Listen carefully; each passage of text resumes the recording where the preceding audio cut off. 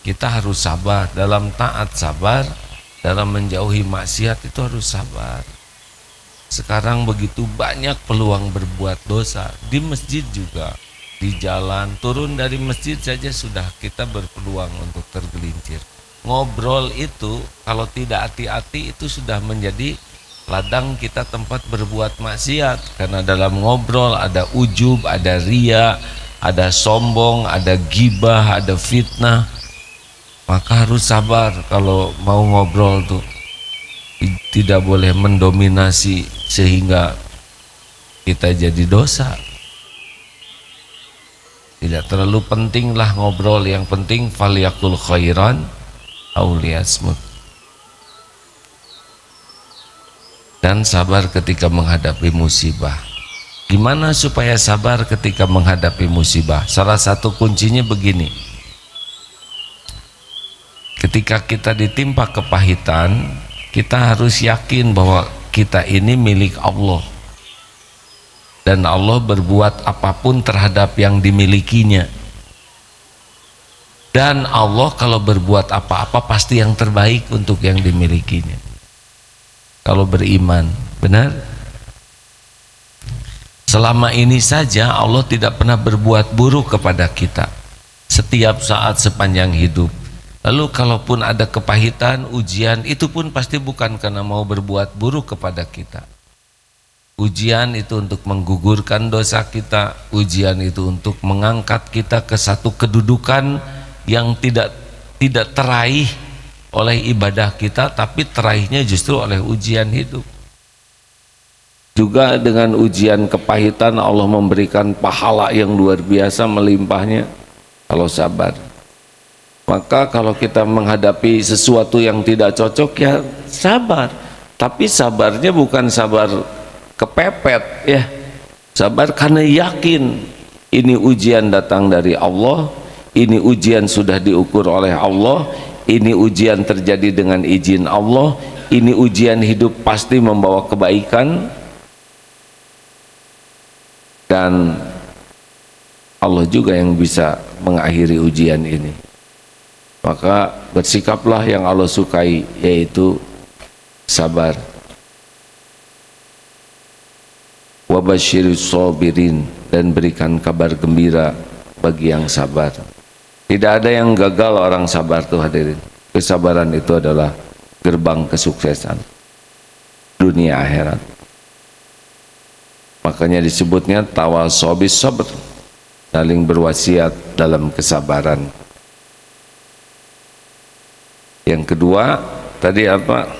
Kalau sudah jadi pasangan sabar itu adalah sholat. Wasta'inu sabri wassalah. Walaupun dalam sholat juga harus ada sabar, tapi harus tinggi kualitas. Jadi gimana nih caranya supaya sholat kita khusyuk? Kata kunci terpenting sholat khusyuk adalah yakin bahwa segala urusan itu hanya bisa selesai kalau Allah nolong. Jadi bulatnya hati, penolong itu hanya Allah, dan sholat itu adalah pintunya mendapat pertolongan Allah. Jelas tidak hadirin? Ketika kita yakin ini, tidak ada nih yang bisa nolong saya dalam apapun masalah yang saya hadapi ini. Tidak ada nih selain Allah yang menguasai yang saya inginkan, saya cemaskan, saya harapkan. Allah penguasa, pemilik satu-satunya. Maka kita minta lewat sholat. Aduh, saya ingin hafal Quran. Allah yang menguasai otak kita. Perbaiki sholat, minta supaya dibuat hafal. Cemburu maksudnya, ya. Lagi cemburu kepada seseorang, tidak ada yang bisa membulak-balik hati yang cemburu ini selain Allah. Salat, anak ingin jadi baik, tidak ada yang bisa menyelamatkan anak, membulak-balik hati anak selain Allah. Salat, ingin umroh, tidak ada yang bisa mengundang kita ke tanah suci selain Allah. Salat yang baik. Ingin jodoh, Tidak ada yang jodoh-jodohkan makhluknya selain Allah. Ikhwan ciptaan Allah, milik Allah, akhwat ciptaan Allah, milik Allah, dan Allah yang membulak-balik hati, Allah yang menurunkan love story. Tahu love story? Ada kan, ada love dapur, ada love pel, ya. Semuanya menipu, serius pisan. Mau minta jodoh harus ke Allah, pemilik setiap makhluk. Aneh minta jodoh sama orang, ya. Apalagi banyak gaya supaya dicintai, tinggal dibikin enak saja oleh Allah. Mual lihat kita mau sama dia, sedang dia mau muntah lihat kita, kan repot. Allah pemilik segalanya. Nah, sholat itu senjatanya. Makanya sholat TBM, tepat waktu, berjamaah di masjid, 40 rakaat lah minimal sehari, 17 fardu, 10 atau 12 rawatib, qobla subuh, qobla duhur, ba'da duhur, ba'da maghrib, ba'da isya. Jangan tinggalkan itu. Tambah 11 qiyamul lail, berapa tuh? Itu aja udah 40 ya. Kalau rawatibnya 12, jadi udah selesai itu. Kalau mau tambah duha, Masya Allah. Makin banyak sujud, makin dekat dengan pertolongan Allah. Karena memang gerbang minta tolong ke Allah adalah memperbanyak sujud. Maksud memperbanyak sujud ini adalah sholat, yang tentu ada tuntunannya, bukan sholat yang haram. Yang ketiga tadi apa? Supaya kita mendapat akhir qadar, wa aqamus sholata wa anfaqu mimma razaqnahum sirran wa alaniyah. Dan kita harus mulai serius ini pasangannya dari sholat itu. Sesudah sabar sholat harus banyak sodakoh, dan sodakoh itu jangan hanya yang diketahui orang saja. Kita harus punya sodakoh yang rahasia. Ini serius nih hadirin. Jangan sampai sedekah ketika ada yang bawa kotak infak ke depan kita, yang ngasih nggak enak, atau kita tutupi sedekah kita karena ingin rahasia. Ya rahasia karena uangnya 500-an. Jadi ada yang merahasiakan itunya pelenterang tekebek begitu. Dia sih berharap tidak bunyi. Jadi ada yang merahasiakan sedekah karena malu sedikit. Ayo kita lebih serius lagi mengalokasikan dana untuk sedekah. Coba gini aja, latih kalau punya uang, potong 5% langsung aja buat sedekah. Ini santri nih, para calon pengusaha dapat misalkan 1 juta, potong 5%, masukin amplop untuk dana sedekah. Dapat 100 juta, potong 5%, berarti berapa? 5 juta ya. Gak usah banyak pikir, potong. Gak miskin-miskin, naik, potong 10%. Dapat 100 juta, 10 juta, udah masukin amplop, nggak usah rewel. Tidak miskin juga, naik, potong 20%. Oh kan, tegang semuanya ya. Baru rencana saja sudah tegang kita ini. Jangan ragu-ragu hadirin. Nanti ada yang sembunyi-sembunyi, ada yang terang-terangan. Masya Allah. Dan yang ke berapa selanjutnya? Yang keempat apa? Sirawadaniyah. Wa yadra'una bil hasanatis sayyi'ah, dan menolak keburukan dengan cara yang baik. Kalau kita berhadapan dengan orang-orang yang tidak berbuat baik kepada kita, itu pun izin Allah hadirin. Ada yang menghina, ada yang meremehkan kita, bahkan ada yang memfitnah. Itu ladang bagi kita, ya, ladang untuk mempraktekkan ini. Idfa billati hiya ahsan, tolak keburukan dengan cara yang lebih baik. Kalau dia menghina, kita hina lagi. Kalau dia mencemooh, kita cemooh lagi.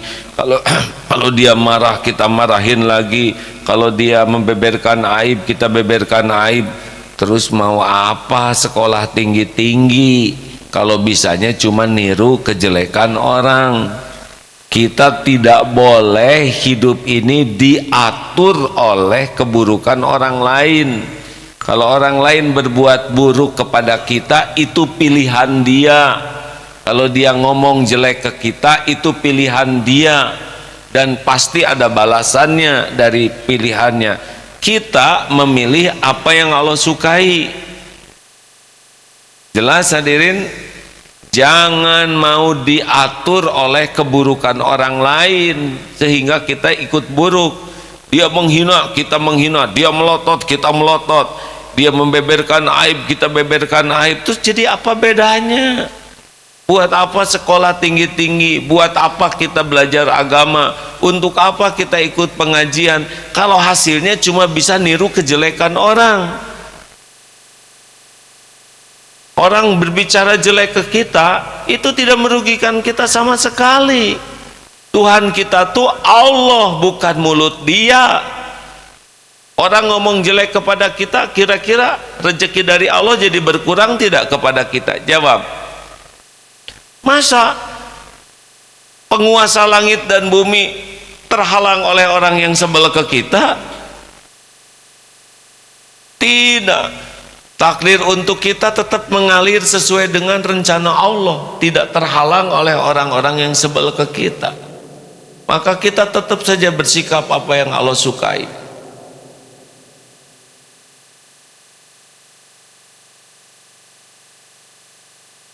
Jelas hadirin? Teori nih gampang ya, prakteknya menek weh, tapi harus dilatih. Ini ilmu yang tidak cukup hanya didengar dan dicatat, harus dilatih. Jadi kalau nanti ada orang yang bersikap kurang baik ke kita, itu merupakan karunia Allah untuk meningkatkan kualitas kita menyikapi keburukan dengan cara yang baik.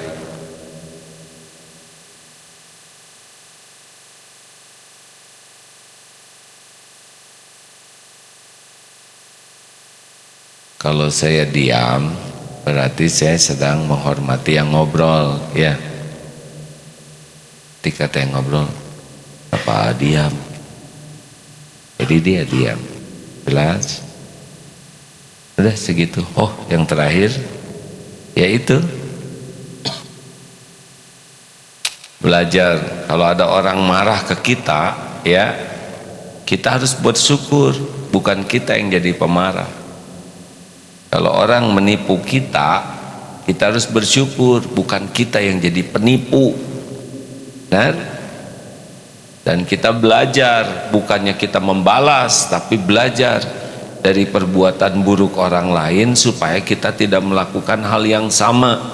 Jadi kalau orang bersikap kurang baik kepada kita, itu tuh Allah tuh memberikan banyak hikmah.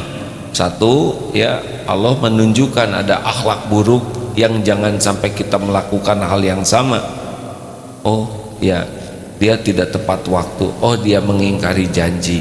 Oh, dia kata-katanya tidak cocok dengan kelakuan. Ini pelajaran bagi saya, supaya saya tidak melakukan hal yang sama.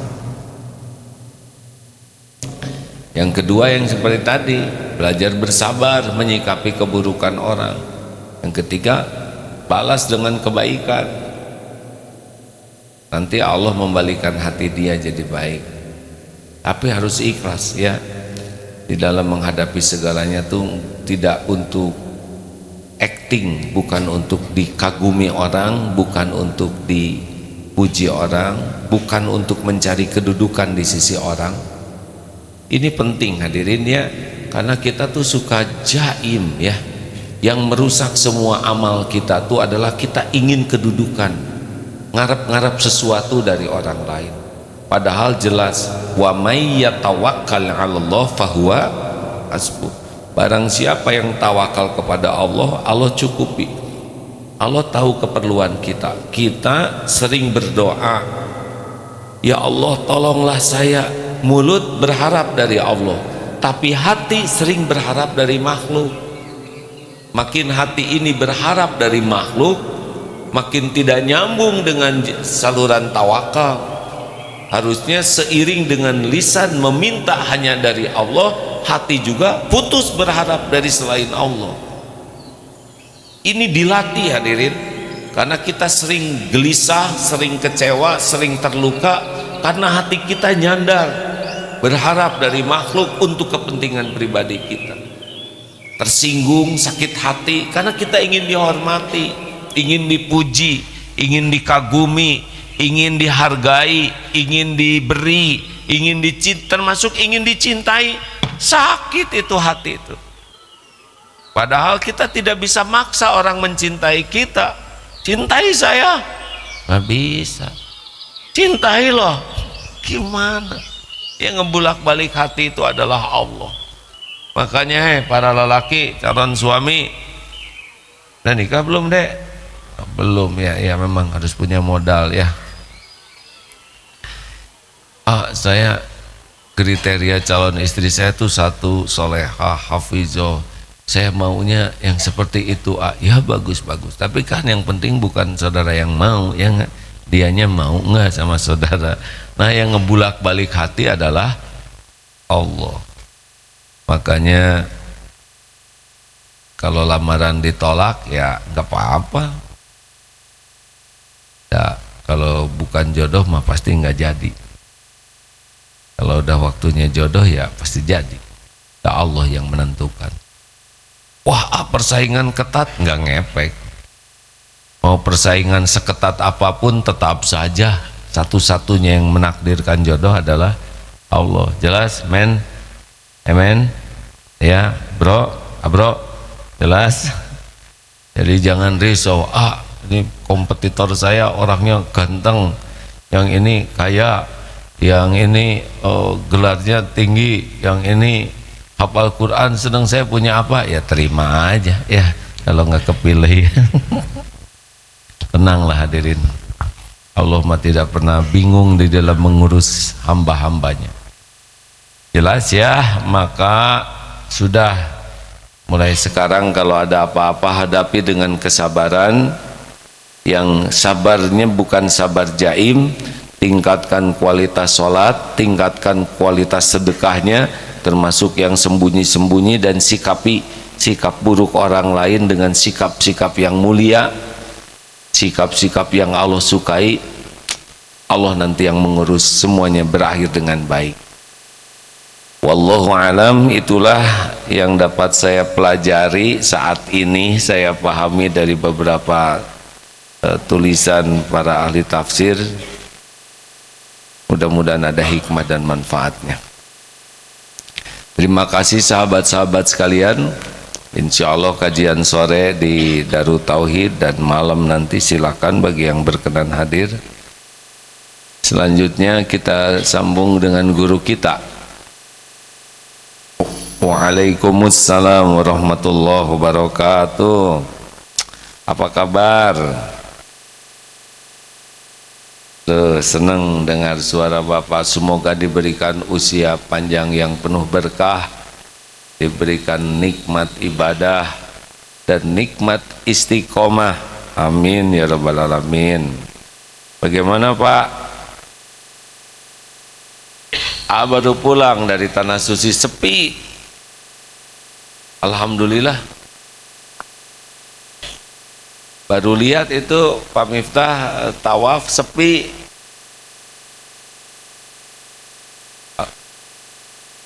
Alhamdulillah. Kapan Pak Miftah berangkat lagi? Alhamdulillah ya. Tadi itu yang disampaikan, mudah-mudahan kalau ada yang salah bisa diperbaiki. Baik para pendengar, kita simak uraian guru kita ya. Assalamualaikum warahmatullahi wabarakatuh.